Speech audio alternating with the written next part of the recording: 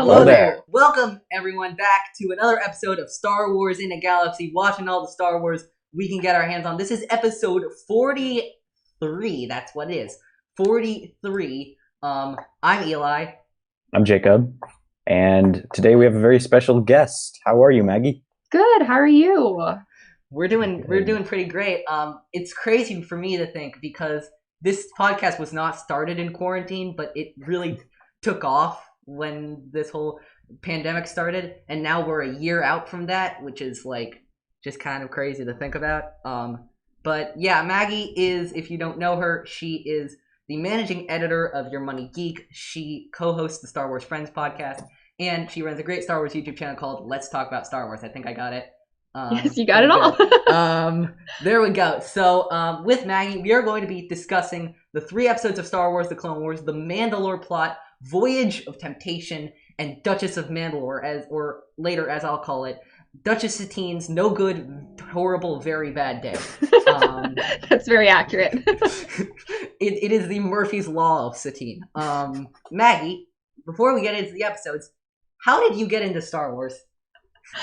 Oh my goodness. So I am a prequel baby. I was 6 when The Phantom Menace came out, and I didn't really have much of any concept of what Star Wars was. But my dad wanted to take me to see it opening weekend because my parents had seen Star Wars and they were fans of the franchise.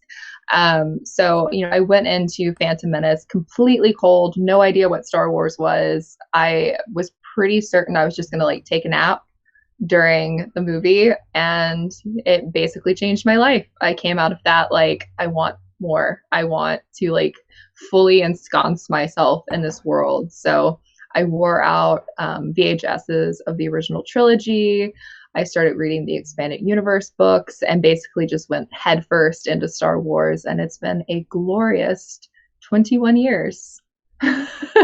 Impressive. Another question: how did you get your on the Star Wars Friends show, and you run your YouTube channel? How do you get into Star Wars content creation and all of that, all those avenues? So I have been online since I was 6 years old as well. So I've basically grown up online. So kind of shifting into fandom was very natural. I have really distinct memories of being on some of the old AOL chat boards for Star Wars back in the day, late 90s, early 2000s. And so there came a point midway through college that I was really wanting to get back in touch with my geeky, nerdy self. I'd been really into Star Wars fandom in my mid-teens, and then there was all the weird pressures to maybe it's not cool to wear a Padawan braid out in public. So I had kind of sheltered myself from that, and then obviously with Twitter, is a can of worms, so to speak. So I met a lot of really cool people that encouraged me to try out podcasting. Star Wars Friends was actually the first podcast that I was on. And then I was really fortunate that a few months later, I was asked to come on as a full-time co-host. And that will be a year in May, which is crazy to think that it's only been a year. And then with YouTube, my mom's always told me that I should do a YouTube show. I have been a YouTube fan since it first came to being in 2005, 2006.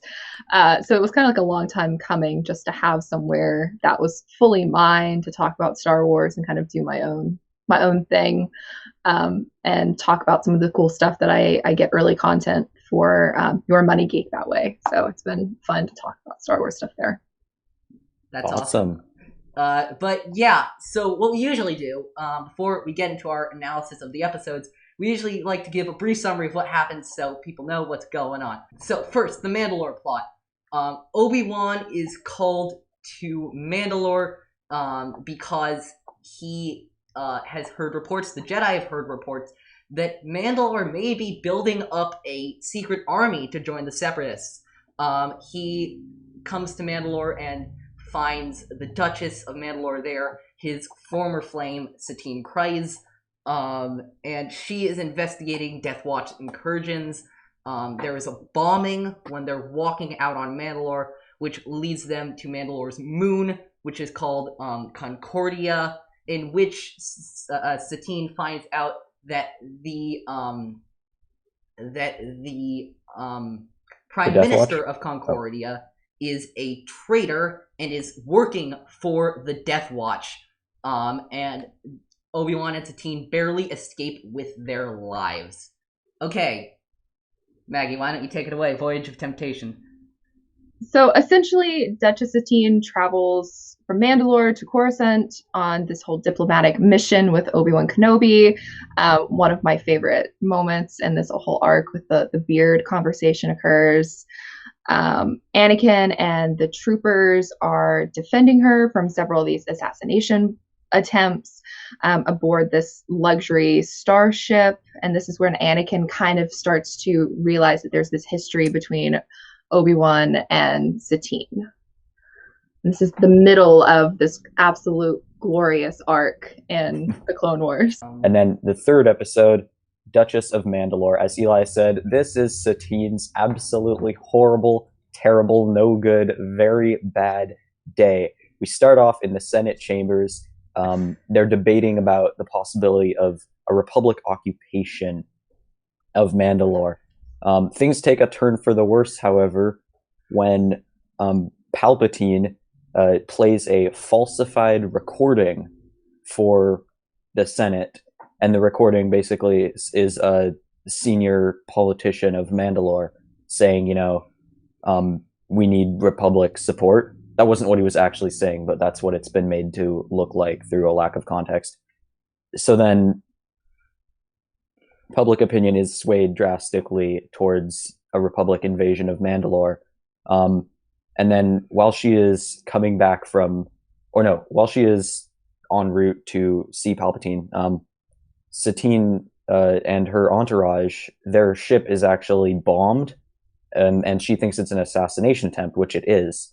But when she's talking to Palpatine about it, Palpatine uses it as a justification for invading and occupying Mandalore. The Senate votes to occupy Mandalore, and Satine tries to meet up with an informant to get the real recording. But while that is happening, the informant is assassinated, and everything just kind of falls apart. She's on the run with Obi-Wan, and yeah, it kind of takes us to a pretty low point, I would say, in her life, at least in the Clone Wars. And of course, Obi-Wan, they get the true recording into the Senate, and there's no invasion of Mandalore. But I forgot about that. Yeah. Yeah, but even so, I'm gonna get into this later. Is like things don't really wrap up in a super satisfying way for Satine. A lot of people she knows are dead, or dead, traitors, or both. Yeah. Now I guess we're gonna just dive right into the Mandalore plot. We usually start by going over our fortune cookie for the episode. The fortune cookie of the Mandalore plot is: if you ignore the past, you jeopardize the future. So, what do we think of this? Pretty accurate. Yeah, I think it's a solid one. We've had some hit or misses in the beginning of season 2, but I really like this one. I think it's we have one of the most interesting things, in my opinion, about the Mandalore plot as an episode is the idea that Death Watch isn't legitimate yet. It's on its way. It's gonna be there, but it's not legitimate. You don't have that full-scale invasion you'll get in like season 5, for example, or that all-out war you get in season 5, or what we hear about happening. Even though the Night of the 1,000 Tears in The Mandalorian was a failure, I kind of get this image in my mind of like the Empire just swarming in on all these different Mandalorians and them somehow falling. All this to say, Mandalorian warriors will be a significant force in the future, but they're not now. And I think Satine kind of dismisses the potential of that. And if you ignore the past, you jeopardize the future. Yeah, I think that's a very interesting take. I kind of thought about the real world connections when I watched this episode, especially the legacy of the Civil War. That was what kind of was brought to my mind through all this, where, you know, we see the Death Watch and we see the Satine. There's two kind of, in this case, it's very black and white, polar opposite groups. But, you know, the Death Watch is really mad and wants to go back to the old warrior ways. And they're using this argument that we hear people using all the time of, you're forgetting Mandalore's history. Like, you're forgetting our history. You're forgetting our heritage. And even though I think that she's doing something very positive by trying to move towards a more peaceful vision of Mandalorian society, it's really interesting to see that. And, you know, I think Satine, though, is also kind of affected by this. If you ignore the past, you jeopardize the future. Because, you know, while we see that she is doing something good and stopping Mandalore from being a destructive force, but she's also glossing over kind of the history of Mandalore as a pretty violent force that subjugates a lot of other people and worlds. And we see her kind of ignoring the root problem and just saying, you know, we banished the rest of the warriors. They're on the moon. They can't possibly be forming a radical terrorist group to try and assassinate me and take over and return us to the old ways and the days of old. So I think it kind of applies to both the Death Watch and to Satine, how they're both kind of forgetting some things, and the Death Watch forgets that Mandalore's violence is ultimately also what brought them down in the end. I agree. I feel like she has like overlooked those origins and just thinks, like you said, Jacob, that she can just forge forward and kind of rebrand Mandalore, so to speak, as this more peaceful nation, while failing to recognize that anger and that violence that's rooted in their origins is going to come back to bite her. Especially even with, you know, Bo-Katan's own involvement. It's right at home that there's this dichotomy between, you know, the two sisters and where they envision a future for Mandalore. And I love this one because there's so much to the culture of Mandalore and the Mandalorians that come through in this, and embracing the old ways while, you know, evolving. That is such a key piece of Star Wars. I mean, we see it throughout the entire franchise, but I feel like Mandalore at the center of everything feels much more like the perfect example of this letting go of the past. You have to kill the past. Not to quote Kylo Ren, but there's this idea letting go of the past and killing the past are two different things. Okay. It's the same thing.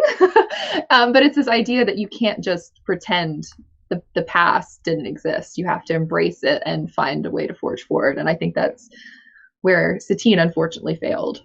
It's a very interesting. It's a very interesting dilemma, I think. What was I gonna say? Oh yeah, everything for this arc comes to me back to the speech, and I'm sure I will rant about this later.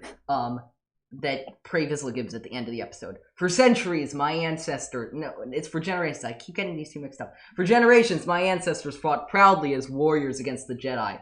Now this woman tarnishes the very name Mandalorian. That is a speech filled with spite.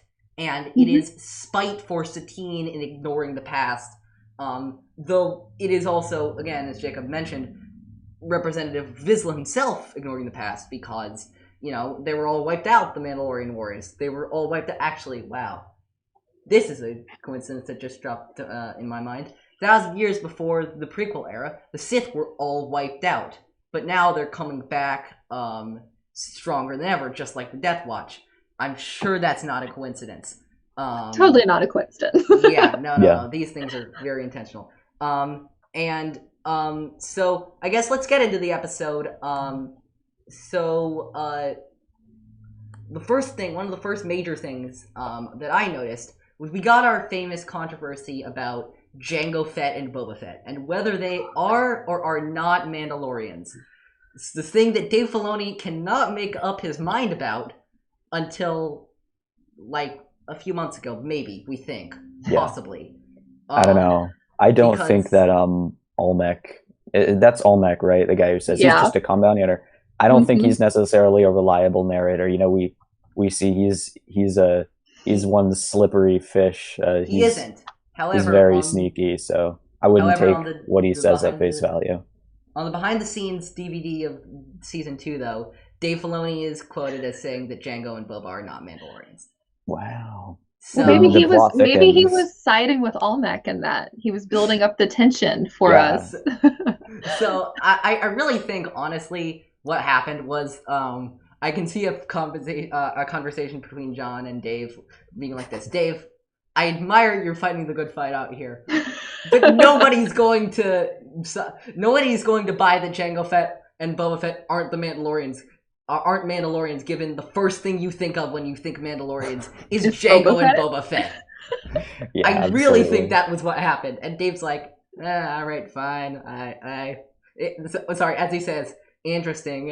I guess I'll put it in the tragedy. Again, I don't know who put it in there, but it's also, so much of that goes against what the Mandalorians believe in, because the whole concept of foundlings and not having to be born on Mandalore or as a Mandalorian to be a Mandalorian, it's like the antithesis of what Boba Fett and Jango are. Yeah, it's interesting though. I feel like there's so much that we could dig into in the next seasons of The Mandalorian and whatever other media comes out, maybe the Book of Boba Fett, because then we end up seeing also Bo-Katan kind of hint that maybe she doesn't believe in the foundling. So the idea that I've never wanted to fight her so badly. I know, me too.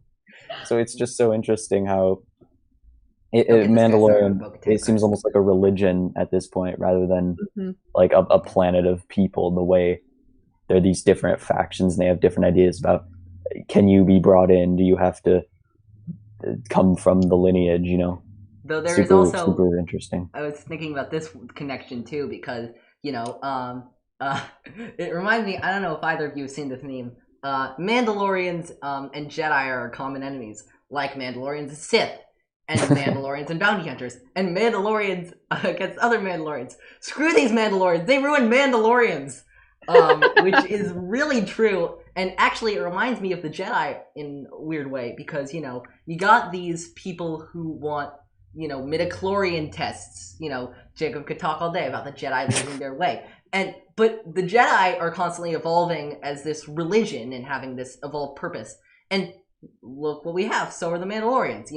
They're ancient enemies, but as Palpatine says, and I know we try not to rely on Palpatine for gospel on this podcast, but he says to Anakin in Revenge of the Sith, the Jedi and Sith are alike in almost every way, including their quest for greater power. Now, I don't agree about that second part, but Jedi and Mandalorians, in my opinion, are more similar than you might think from looking at them. There's a purity in there that a lot of Mandalorians want to keep. Definitely, and a lot of Jedi want to keep. So I think moving into how does the episode start out? We have the call with Dooku, which I think is pretty interesting. Yeah. Or between Dooku and Pre Vizsla after Obi-Wan arrives. I think that's interesting because we see time and again Palpatine's strategy is kind of push the public opinion to his side rather than rely just on brute force. Like we hear Dooku say, if the Republic occupies, then the Death Watch will be hailed as liberators, and I feel like that kind of mirrors how the Jedi are already seen in the prequel era as kind of these mysterious wizards by most people, and they're kind of maybe not so trustworthy, and then Palpatine enhances that then with Order 66 says that they tried to assassinate him and kind of seals the deal. So I saw some parallels there that I thought were kind of interesting, and we almost see that later on with the doctored footage as well. Mm-hmm. Yeah, we got those. Like, this is an interesting thing. The Republic for me is leaning towards those imperialistic tendencies. They're leaning towards what is going to eventually make them the Empire. We see that with like a privacy invasion later, and with the politically inspired arcs. But this is a big glimpse, and it's interesting because usually we see in the Clone Wars the Republic wanting to get involved in all of this stuff. They want to help. They want to do this, but often they can't for some reason. Bounty hunters. We were covering this earlier this season. Anakin and Ahsoka are like, why can't we help the Felucian farmers fight back? But now it's the opposite. We're flipping the script, which is maybe sometimes Republic involvement isn't a good thing. I will say this about all 3 episodes. This bugged me. this bugs me in all the Mandalore arcs. The Mandalorian people, the will of the Mandalorian people is just like, can change at the drop of a hat. It's so malleable. It always bothered me about how easily it could be changed. It's like, their critical thinking skills must be extremely low, because it's just like, whenever anyone does anything that reeks of invasion for them, it's like, nope, you're out. Nope, you're out. Any disrespect to the culture, nope, sorry, we're not doing this anymore. But then once it reveals that they're lying, it's of course like, oh, you're good now. Some would say that's human nature, I think that's it's kind of funny to me that you would mention that, because I feel like I see that in the real world a lot. I don't know, it just feels a little flimsy to me. I think it's maybe just that they mention it a lot. It feels like they're constantly going back to that. Yeah, that's fair. Yeah. Do you have anything to add at this point, Maggie? No, you're hitting all the high points. Okay, yeah. We just want to make sure that we're moving in the right direction so that you can add whatever you want. Actually, I want to talk about Favreau, Jon Favreau. This is Jon Favreau's first entrance into Star Wars, period. Fabs. This is my favorite part. I'm sure that Jon Favreau had no idea what a Mandalorian was before coming into this, but he's like, okay, I'm gonna do this. And I was saying this to Jacob before that we started recording. I find it so poetic that the first place we see the Darksaber is in Favreau's hands, like literally as his character, and now the last place we've seen it is in Favreau's hands as a director and as a showrunner. It's like poetry. It rhymes. Yeah. See, there we go. It is a way of, that weapon has a way of getting back into Jon Favreau's hands, is what I'm trying to say. So is he the leader of Mandalore? Wait. Oh, Jacob and I have had some pretty incredible fan theories on this podcast. First we have Babu Frick is actually Snoke. Now we have Jon Favreau is the leader of Mandalore. You see, look, Mikey Cero got nothing on us, let me tell you. Oh gosh. Yeah. Okay. So Satine and Obi-Wan are out walking when boom explosion. Big explosion. I think it's just in a common square. I thought that later it is revealed that it's in some sort of a memorial shrine, I believe. It is? Okay, yeah. Like out near the gardens, right? Yeah. The attack near the memorial shrine does ring a bell, yeah. Bonsai trees. Yeah. And this attack for me is so interesting because it's just like it's so blatant, but it almost seems to have it's not well, like, there's no bigger strategy behind it. It's just, okay, we are going to have people die and we are going to make it clear that Death Watch is back. Those are the only two goals of such an attack like this. It also reminds me of the scene, the Slimo scene, when Padme is attacked, and rather than go down, either commit suicide or get killed from afar. Yeah. To send a message. We'll talk about that character a little bit later. Don't trust me. She does her job well. She hit the ship. They used a decoy. It's not her fault. Yes. Let's see. So I thought it was interesting that they put the Death Watch symbol there. I mean, obviously it makes a statement, but I'm a little confused, and I was wondering if there's something I was missing, or if you guys wanted to weigh in. But why would the Death Watch, if they want to be eventually hailed as heroes, start building up their reputation as kind of just terrorists, just bombing people? Because the Death Watch is tied to the old ways, which violence was key, so they would be heroes in the minds of those people who ascribe to that. I was going to say something this is why we had you similar. On. I was going to say something very similar to Maggie, not as eloquent. I was going to go with, by exposing the people who are living in a peaceful society to violence, they can start establishing violence as the common way again. Normalize violence again. Yeah. And let's talk about so Jacob and I have had a running shtick with this show that many people have had. which is this is a kid's show, except for not really, because Exhibit A in this episode, the Mandalorian bomber commits suicide. I mean, he literally jumps off of a platform and he falls off the platform and dies. Yeah, it is the most in a series that's already gotten pretty gruesome. We've seen parasites. We've seen, what else have we seen? We've seen like rave injury. We've seen, I'm trying to think, because a lot of the more gruesome stuff, like Savage Opress beheading somebody, that happens like 2 seasons out. I mean, at least at this point, I think we've already passed the point where Cartoon Network censored the scene of Asajj Ventress impaling a clone trooper, then ripping off his helmet and kissing him, which I found pretty disturbing. That's later on, but yeah. They also it's such a great scene, though. Maybe it was it earlier chronologically? What? No. Was it earlier chronologically? It wasn't. No. It's early. It's later, both in chronological and release. That's the weird one because it's okay. Apparently, I'm talking nonsense. Then I don't know where I got that from. 3-1 is before. 3-3 is before. 3-2 both actually and release is after both of them. It's a weird one. But no, we haven't seen it yet. It's ARC Troopers. Okay. Clone Wars is a mess of continuity. It is. We're watching in chronological order, so it's constantly like, oh, here's just a random season 3 episode in here. Yay. Yeah, it's very jarring. For no reason. Like, there was an episode after this arc called Senate Murders. We're not watching that till season 3. But it was, so this is, okay, here's some symbolism right here. I love this. Mandalore, we got our Sundari, we got our it looks very peaceful. I mean, it is very peaceful, but like, the architecture is very peaceful. It's very, like, square rectangles in line perfectly, and it's very, we even have that, Mandalore is that white dust planet.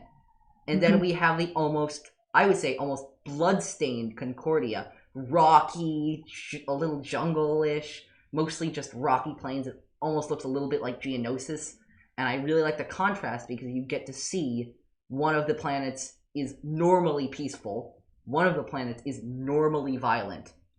So, I think it's kind of, there's a certain cruel irony to me in that the warriors, the terrorists, the people who embrace violence get to live on pretty much the one part of the Mandalorian vicinity that hasn't been completely destroyed by violence. And then most of the pacifists are on Mandalore, which of course has been turned into just oblivion by centuries of nonstop conflict. Yeah, I definitely agree. I feel like we should address one of the elephants in the room this episode, of this entire arc really, because we haven't yet, and I'm surprised we haven't. Duchess Satine Kryze is what I was saying. I was saying, and I was bungling my words a little bit because I was trying to figure out how I was going to go with this. Very few people. Obi-Wan is known by the nickname the Negotiator, and very few people can out verbalize, can out debate, can expose logical fallacies in Obi-Wan Kenobi. Then you have Satine, who's doing it left and right like it's no big deal. She is. I've heard this thrown around in reference to this arc. Satine is a Shakespearean character. These arcs are more, in my opinion, more Shakespearean than, like, I've heard Revenge of the Sith thrown around as Shakespearean. It is. These arcs are the pinnacle of Shakespearean influence, in my opinion, on Star Wars. Oh yeah, 100% agree. Satine is this, like, in the vein of Hamlet, this tragic hero who has some flaws about her, but is generally a good person, but she just bad thing after bad thing keeps happening to her, especially in Duchess of Mandalore, but, that's just the tip of the iceberg when we really look into stuff. I mean, next season, we're gonna have kids being poisoned and, like, okay.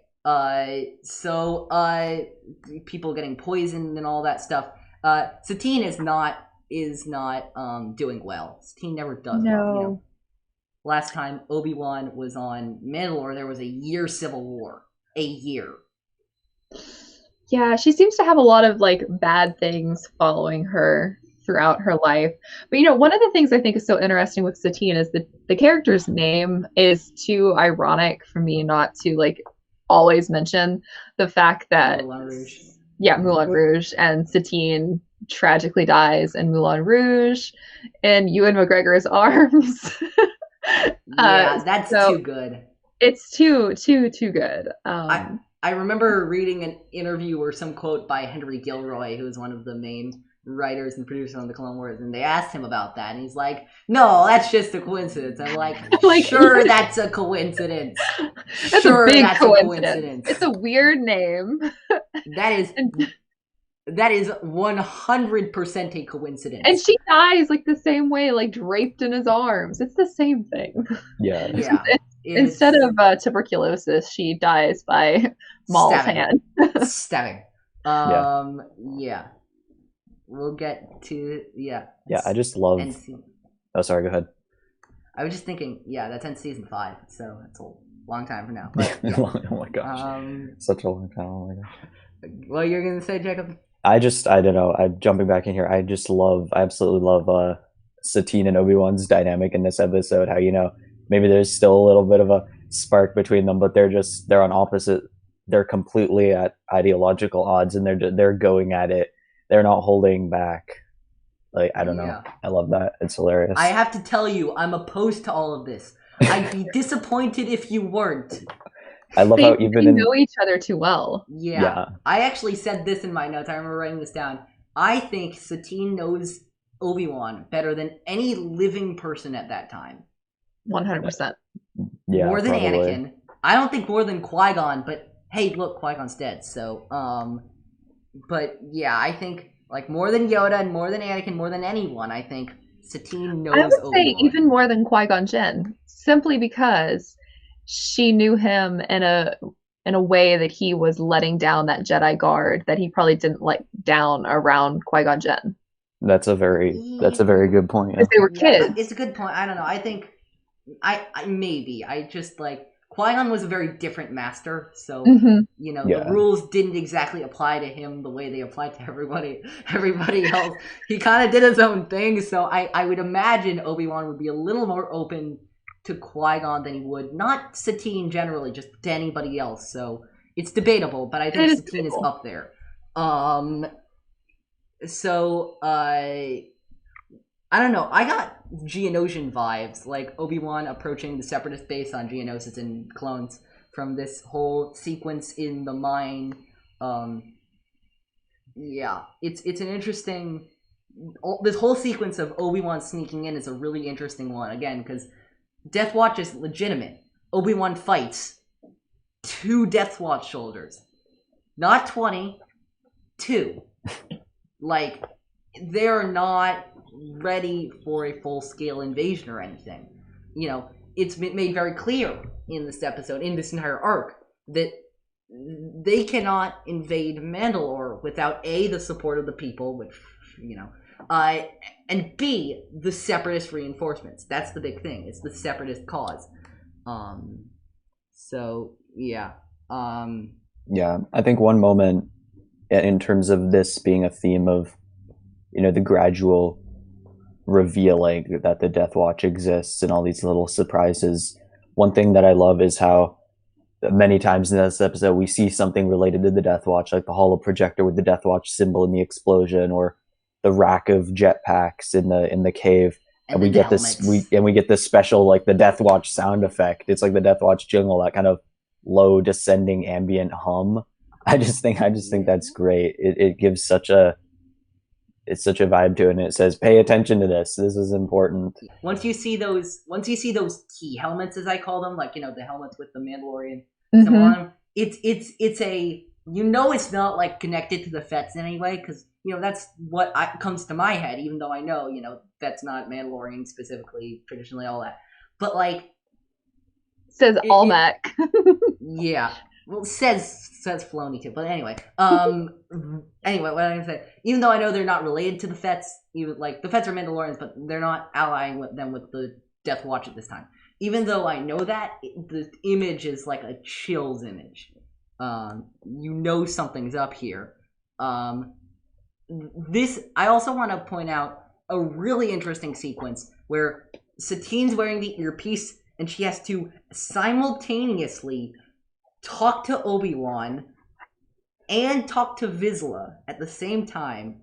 It is one of the most, I think, impressively acted sequences, like, per voice acting, that we've seen so far. Anna Graves pulls it off flawlessly. It's so fascinating. Yeah. Oh yeah, here's something. You know all the demands about Obi-Wan and Anakin demanding each other, and also Ahsoka, about not losing their lightsabers? I mean, what's going on with that? They're losing it all the time. Anakin got it. This was in season 1 we were covering it. In Dooku Capture, and Anakin got it hit out of his hands by a rock.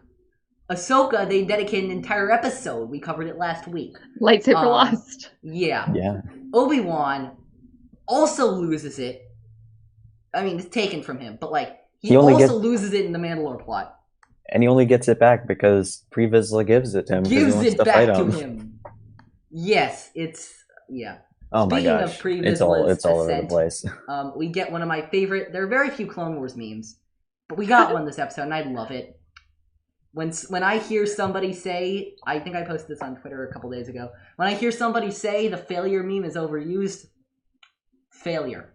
The failure meme is such a great one, and it is one of those ruthless moments.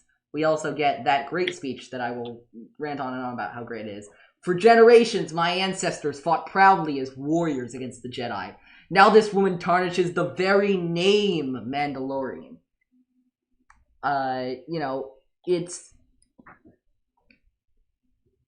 Everyone has... All the Mandalorian main characters, in my opinion, that we see have a different definition of what a Mandalorian is. Sabine has hers, Satine has hers, Bo-Katan has hers, Din has his. They're all different about what specifically a Mandalorian is. And when somebody disagrees, that is traitorous behavior. That is, you're in hot water. Yeah, really good point. Like, no matter who you are, it's no one was willing to compromise on what they think, I guess, on their vision of Mandalore. And ultimately, kind of sadly, in the longer term, that's what ends up bringing Mandalore under Imperial control. That there keeps being this infighting, and they're not prepared. And we'll see, and saw very briefly, and I'm sure we'll see this in season 3 of The Mandalorian, in the finale of season 2. We see it again. You know, Bo-Katan wants that Darksaber so badly. Din doesn't want it, because Din doesn't really have a definition of Mandalorian anymore, because all of his Mandalorian people were wiped out, but Bo-Katan will do anything to get that Darksaber back, and Din doesn't want any part of it, so I'm sure we're going to see the definition of Mandalorian evolve more and change more. Absolutely. You have anything to add at this point, Maggie? No, you guys are hitting all the high points of this. I know. I just want to make sure that as our guest, you get to like say your piece. No, you're good. I will disclose to both of you. I probably will have more to say about this episode than the other two, because this one is my favorite of the 3. I'm disclosing that. We usually do like a mini episode ranking of the 3. This is my favorite of the 3. So they get off of Concordia, and yeah, I think, are we ready to move on to Voyage of Temptation? Yeah, I think we can move on. Yeah, in the interest of fortune time, cookie. Yeah. Fortune cookie we got here is: fear not for the future, weep not for the past. So much future and past analogies with these fortune cookies. I looked ahead actually to the 3rd one, and I'm like, oh, it has nothing to do with any of them. No. Yeah. Yay. They were like, you thought you knew what we were doing, but sight. You thought. You thought. Not. Yeah, I think this is probably, in my opinion, the weakest of these 3 fortune cookies, just in general. I feel like the only conclusion I could draw with this is to Yoda's counseling session with Anakin in Revenge of the Sith. Mourn them, do not miss them, do not rejoice for those around you who transform into the Force. It has that sort of feeling of, yeah. it's one of those episodes, in my opinion, where the episode is better than the fortune cookie. It happens a lot where the episode is just like, yeah, we don't even need a fortune cookie. So yeah, I guess let's get into it. Yeah, I mean, this episode to me, I really liked it. I forgot how interesting it was. You know, like in terms of Satine and Obi-Wan's history, like the revelations that we have that they spent time on the run together. They admit they kind of still have feelings for him. Obi-Wan almost left the Jedi Order, like which is such a huge revelation, especially in comparison to what's going on with Anakin and Padme. I feel like this was like that extra context that I wish we could have had if it had existed for like Attack of the Clones and Revenge of the Sith, because it would really contextualize some of those conversations that Obi-Wan eventually has with Padme about the situation with Anakin in Revenge of the Sith. But, you know, we don't get into later, years later. Just jumping ahead quickly to that point. One of my favorite parts of that scene is not the had you said the word I would have left the Jedi Order. That's really great. But it's Tal Merrick's, I can't believe this. He has to be such a killjoy in that moment. It is so funny. I audibly giggled out loud when he said that. I'm like, he had to. They just like all props to the writer who put that line in. That was a pristine line right there. And I think, Maggie, in response to what you said about the context, I think it's interesting because I thought that in many ways this episode feels a bit like a look at how maybe Obi-Wan has succeeded more where Anakin has kind of failed. You know, Obi-Wan like made the choice and it ended up rest of Star Wars notwithstanding, it ended up kind of working out for him. Whereas Anakin tried to do both. He tried to have his attachment, he tried to have his love, and he also tried to have his career with the Jedi and be this legendary Jedi, and that ended up obviously not working out for him. So I think it's kind of it's like, spoiler alert, it didn't work out too well for him. Actually, well, I was gonna say, even in that realm of things, if you look into the future, of course, you know, Satine dies, and that doesn't work out well for everyone. But if you look at the reactions, Obi-Wan's reactions to Satine's death, I mean, he gets down about it, but like, you know, he realizes that all Maul wants is to break him, and he doesn't let that break him. That also ends up foiling a lot of Maul's plans. But you know,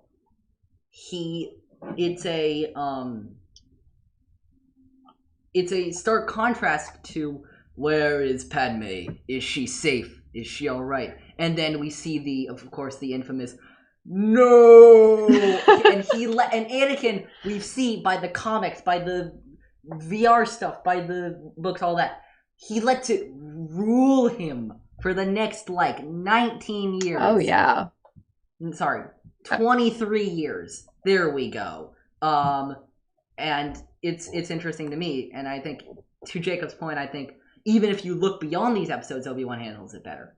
And I think also in terms of the fortune cookie, I think like fear not for the future. Like obviously the past, you know, we see Obi-Wan and Satine in their past, but I think the future, in terms of the future, this part mystified me, but I kind of realized that they both fear a future in which they're forced to give up their morals to protect what they want to protect, and that's kind of why they're butting heads so much, and that's why they're acting the way they are. And I think with Satine kind of sticking so rigidly to neutrality and non-violence, because she feels that in this war eventually she's just going to get pushed and she's going to have to kind of betray her morals.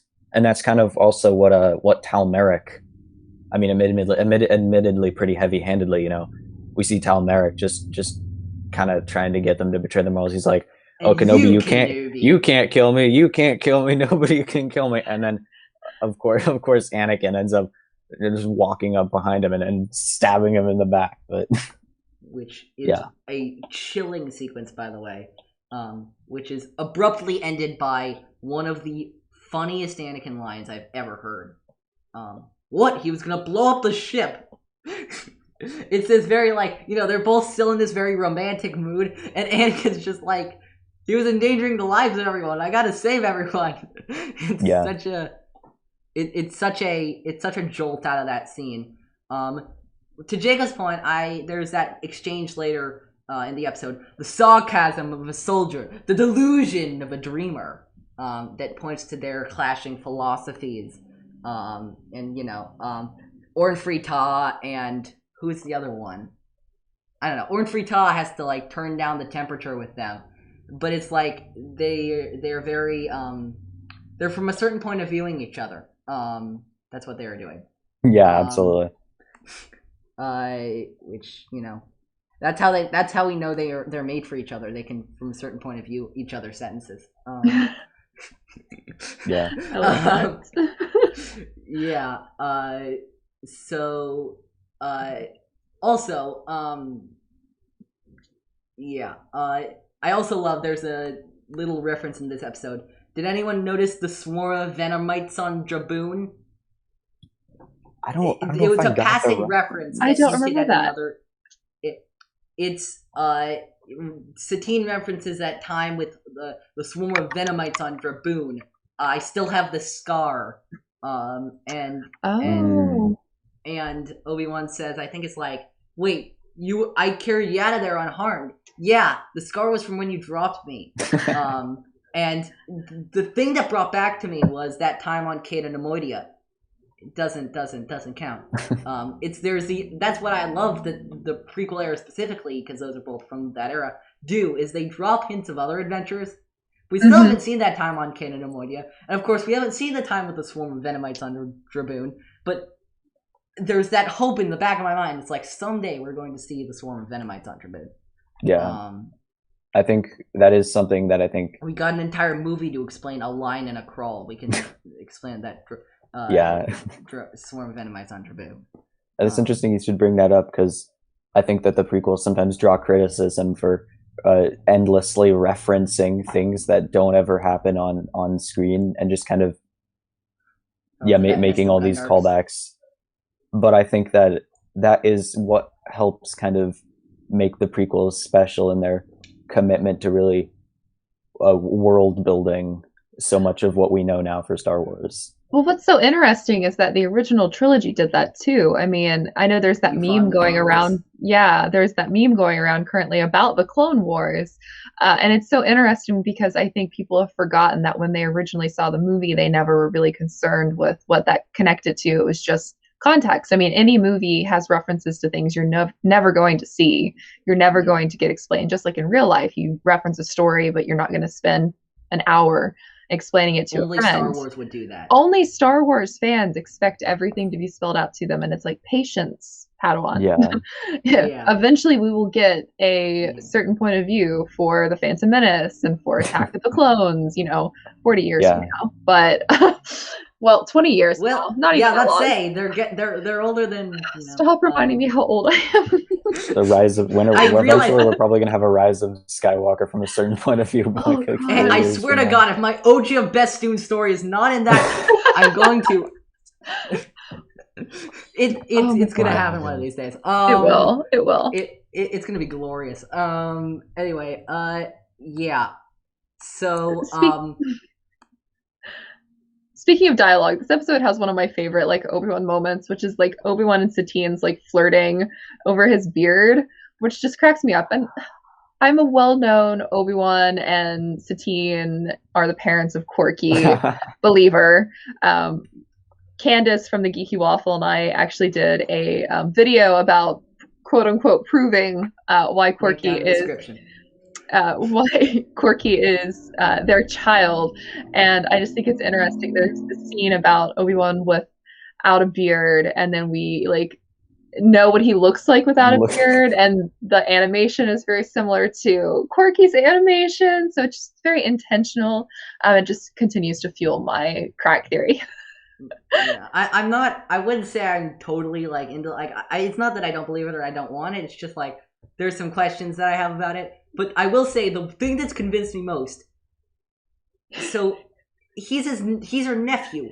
And he's Who not the heck's his parents? He's not Bo-Katan. It's not Bo-Katan. It's not Bo-Katan. We would have known if it was Bo-Katan. It's not. So I think it's they either confirmed have somewhere. a third sibling that we don't know about for reasons, or it's Satine. So, you know, that's the biggest thing convincing me.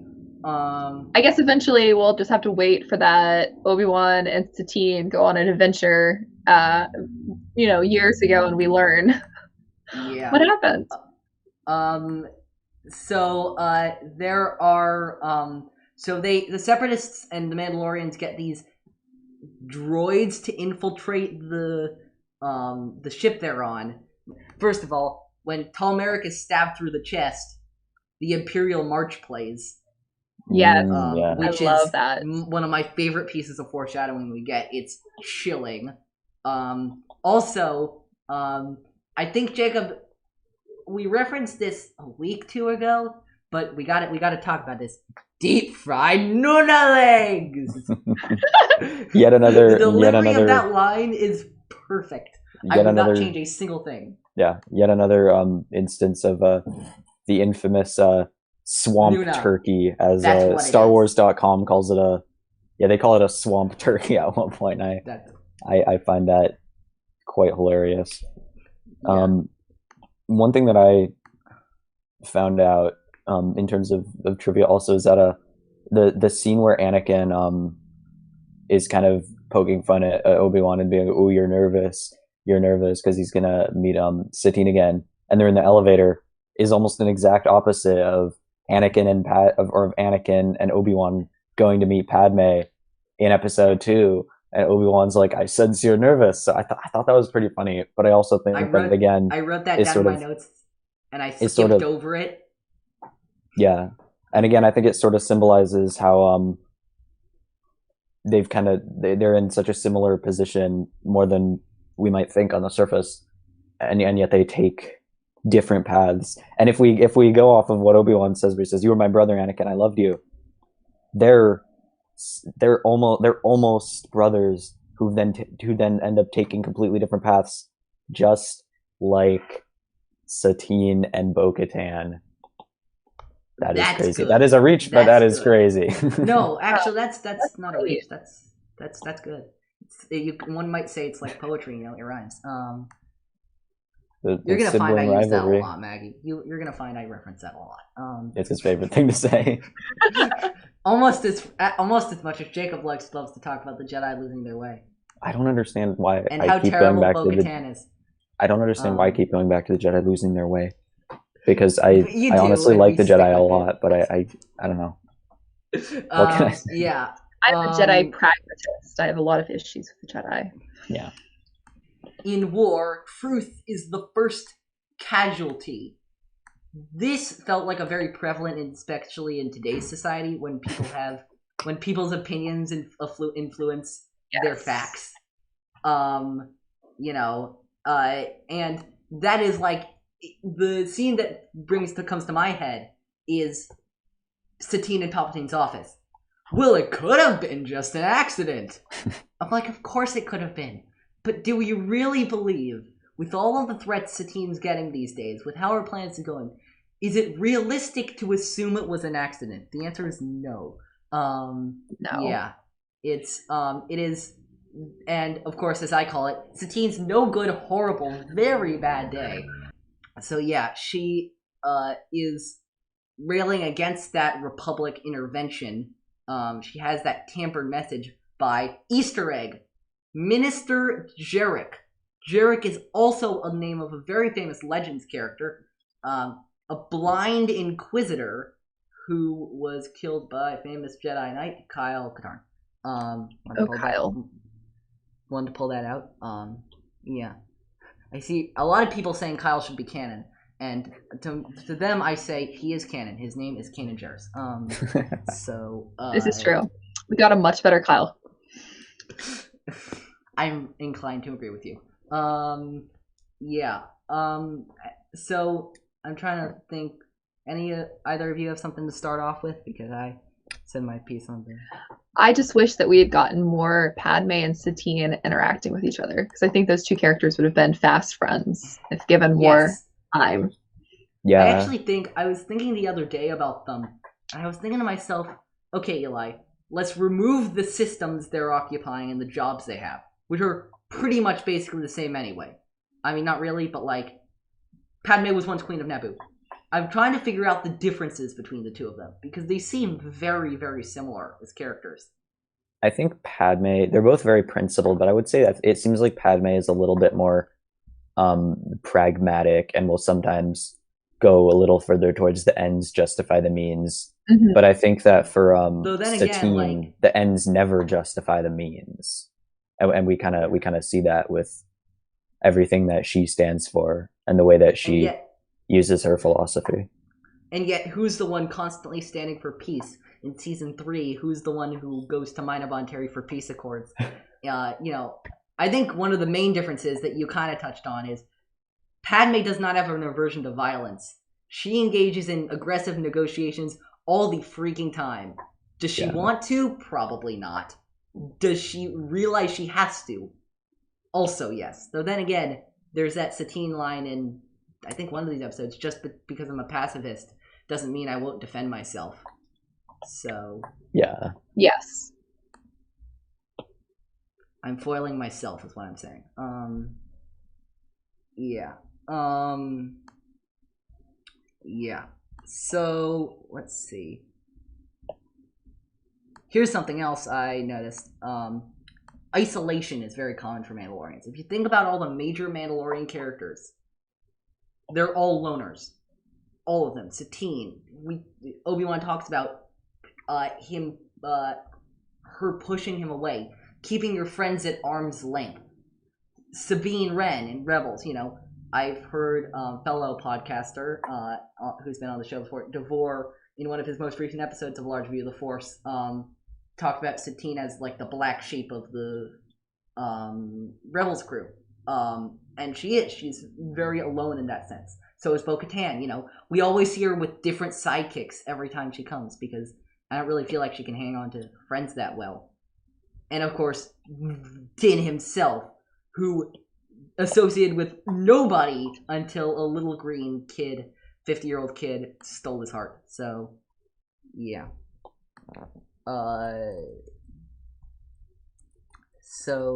Anything about just really the episode in general while I go through my notes again? I don't know. I think that, the Satine versus Palpatine debate is super interesting because once again, Palpatine just, he's so deliciously hateable in this. Like yes, he is. I'm just like, Palpatine, you monster. He's so sneaky. The way he constantly gets exactly what he wants, but he makes it look like he doesn't want it so well, where he's like, well, unfortunately, that's not the truth, or unfortunately, we're going to have to invade, or, I can't believe I'm doing this, but I have to give myself more emergency powers. Oh, the horror. Oh, the tragedy. He's such a master manipulator. Yeah, he is. Every time Palpatine is in a room with Anakin pre-Anakin's fall, I am eating this stuff up. I always love to joke about it. Anakin, don't you think it would be best if we would just give more emergency powers to me? Yeah. And there's that quote from the Zillo Beast Strikes Back. Whose side are you on? Yours, but you must admit he makes some really good points. Which is just so perfect. Yeah, Palpatine is so... He's such a... The Clone Wars really, in my opinion, rounds his character out in such a satisfying way. There's only one other thing I have really for this episode. It's the last line of the episode. Sometimes the line between friend and foe is blurred, Obi-Wan says to Satine. Seems like a nice little way to wrap up the episode, right? Let's look a little deeper in it. Where are they? They're in the Chancellor's office. Sometimes the line between friend and foe is blurred. Palpatine is half of the time friend and half of the time foe because he is playing both sides. That's true. Sometimes the line between friend and foe is blurred. They say while being in the office of somebody whose line of friend and foe is blurred. That is meta right there. Yeah. Maggie, do you have anything else, or are we gonna go into our speed round? I'm ready for speed round. Okay. That sounds more intimidating than it is. It's rarely ever a speed round either. People are not very speedy about it. We're Star Wars fans. We'd like to elaborate. So we have a selection of 10 Star Wars questions that Jacob and I are going to ask to you in rapid asterisk-ish succession. Are you ready? Let's see. Okay, let's hard-hitting question right here. Who is your favorite Star Wars character and why? Oh, my favorite Star Wars character constantly changes. It's somewhere tied between Cassian Andor and Din Djarin. Cassian Andor was a revelatory character for me just because Rogue One hit at a very specific time in history.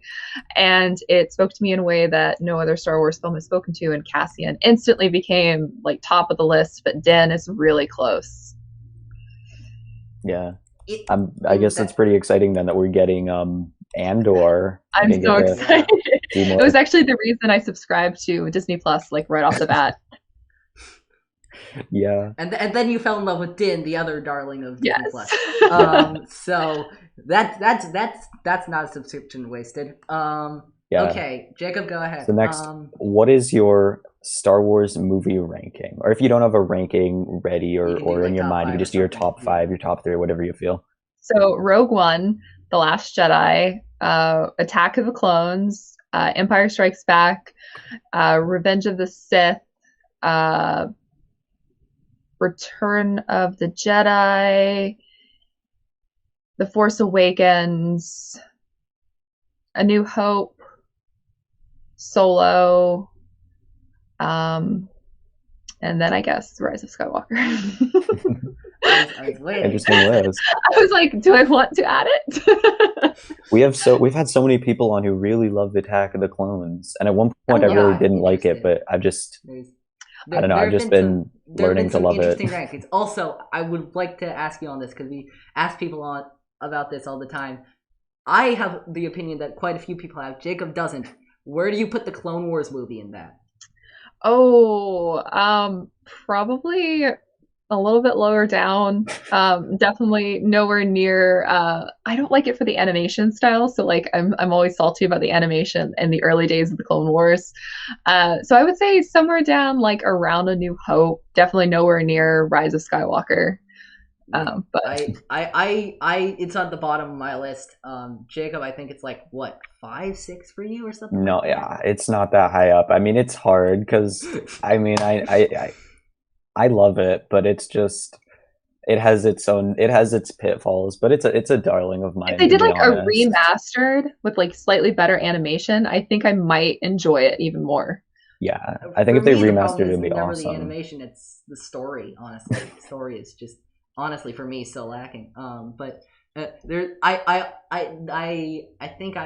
think you were on a thread I was referencing this. I'm a big movie trivia Schmodown fan, and there's a Star Wars division of that. When they get a question in any other league than the Star Wars league, Star Wars in the Clone Wars. Oh, damn it. Also, because their Clone Wars trivia questions are all so softballs, they're like, who voiced Obi-Wan? I'm like, are you kidding me? Oh my god. That's so I guess easy. that's the difference between the Star Wars and the non-stars. You can go way deeper. Yeah. Especially it's like, who says in The Force Awakens, maybe Leader Snoke should consider using a clone army. And then in the Clone Wars, they're like, what's Anakin's nickname for Ahsoka? I'm like, really? Are you kidding me? Okay. Next one. What is your favorite non-movie Star Wars media that people are missing out on?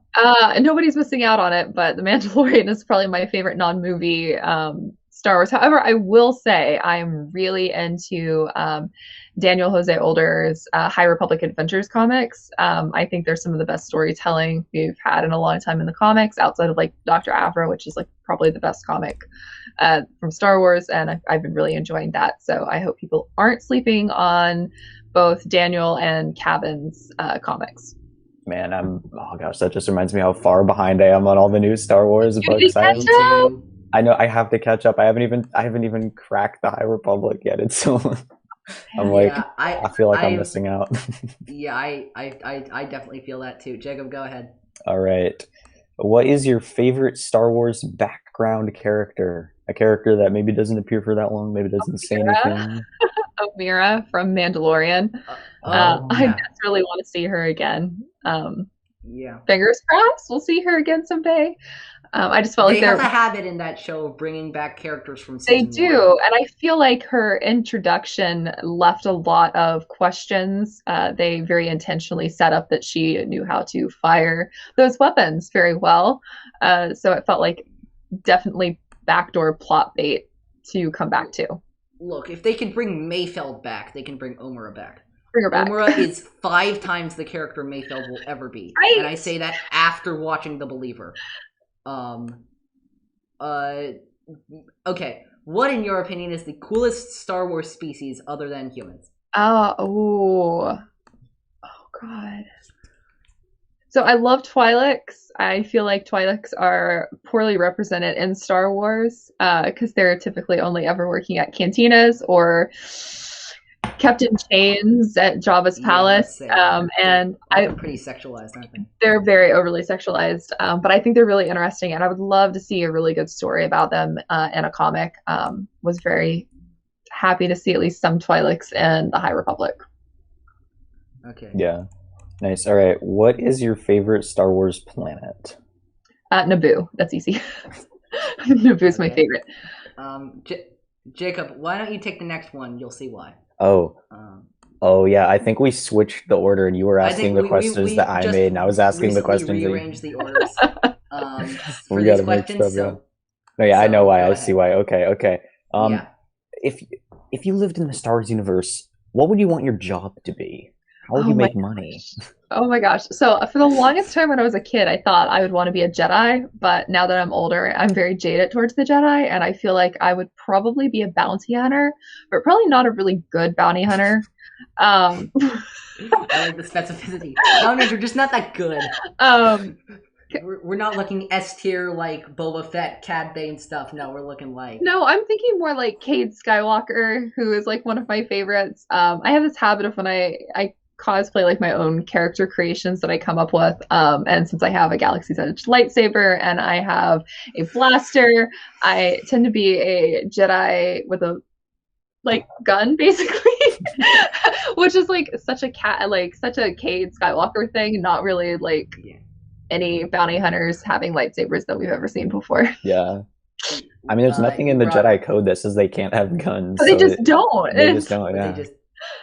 Luke has it sometimes, Kanan sometimes. Oh, Kanan, yeah, that's a good exception to the rule. A bit of a salt in the wound. Jacob and I were scheduled. We were going to Galaxy's Edge in early March 2020. Oh, I'm so sorry. So we still haven't been. So yeah, okay. I mentioned this earlier on the episode. I mentioned this a lot. One of my favorite quotes describing the behind the scenes of Star Wars is, it's like poetry, they rhyme. Every stanza sort of rhymes with the last. Hopefully it'll work. What is your favorite example of that in anything Star Wars? Doesn't have to be just movies. Oh my gosh, there's so many perfect moments. I feel like, not to just bring it back to the episodes that we're talking about right now, but I think there's a lot about the Satine and Obi-Wan relationship or non-relationship working as a really nice foil to the Padme and Anakin relationship was something I really appreciated that they did in the Clone Wars, and that's definitely one of those, it's like poetry, it rhymes moments, the Master having kind of overcome the same situation that his Padawan is now in, essentially, and I appreciate that a lot. Yeah. Jacob, go right ahead. That was a really good one. I've never thought of that before. Okay, if you could take one object or force power from Star Wars into the real world and use it to your heart's content, what would it be? I can't bring any people. Before you answer this question, I would like to point out a poetry at rhymes moment for In a Galaxy. The first guest we had on, the item she said she would bring in was the Darksaber, and now we are finally covering the Darksaber's appearance in Star Wars. That's a good point. Out there. That's a good point. That's just so I will bring the child. I will bring Grogu, or alternatively, if I can't bring like an actual character, I'm gonna bring a porg. My room is filled with porgs, more porgs than anybody even sees on my show. Well, all of a sudden I'm surrounded by porg lovers. This is true. I'm a big believer that the Crystal Fox got snubbed in the merchandising process in the last Jedi. I love the Crystal Fox would have been so awesome. The porgs are better. We Maybe. can have both. Okay. Both is good. Eli and I we butt heads a lot on porgs. Okay. Finally, we have a little tradition on this show. And I'm gonna show you the name. Sorry, not the name. I'm gonna show you a character, an image of a character. Okay. All you gotta do is tell me how you pronounce their name. Oh no. That's all you gotta do. Shoot. So where is this?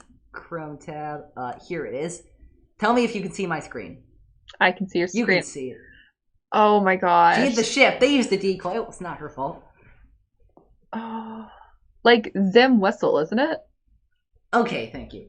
There was a controversy over whether it is supposed to be pronounced Zam Wessel or Zam Wessel, and we have found ourselves somehow in the middle of that since in Star Wars Bounty Hunter, which is a video game we covered for In a Galaxy. This was July. Zam Wessel introduces herself. Hi, I'm Zam Wessel. And Jacob and I looked at each other and were like, "What?" And then I heard also Devore from A Large View of the Force. He's like, "Yeah, I always pronounced it Wessel." And I'm like, "You did?" And so that's always been our thing since then. Every single person, you have not broken the streak.